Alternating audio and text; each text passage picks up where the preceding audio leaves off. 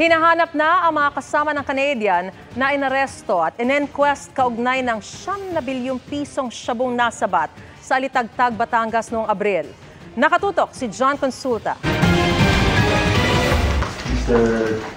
Pinasok ng Bureau of Immigration Vigilance Search Unit at Regional Intelligence Division ng NCRPO ang bilang ito sa Tagaytay at inaresto ang isang Canadian national. Isa siya sa mga umunoy nasa likod ng 9 bilyong pisong shabu na nasabat sa isang checkpoint sa Alitagtag, Batangas itong Abril. Pero ang pagdakip sa kanya nitong Huwebes ay dahil sa Interpol Red Notice. Wanted umano siya dahil sa pagiging leader ng grupong nagpapasok ng droga sa Amerika at Canada. Nang inspeksyonin ang kanyang bag,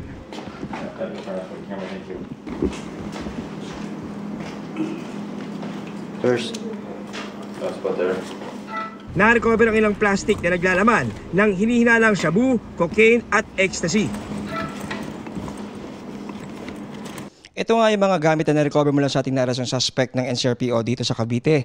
7 cellphones at isang tablet. Pero ang agaw pansin ay itong napakadaming mga piraso ng ID mula sa kanyang bag.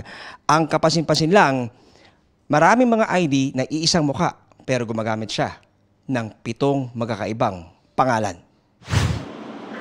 2 araw matapos ma-inquest itong Biyernes para sa paglabag sa Dangerous Drugs Act, ay iniharap naman siya ng Interior Department at PNP sa media. Nagtulong-tulong na kami in order to investigate further at profile lahat ng mga somehow connected dito leading to the arrest. Yan yung susi. The susi is cooperation and commitment of each and everyone.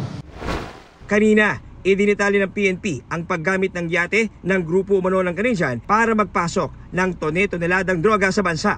Ilang taon na umano nila itong ginagawa.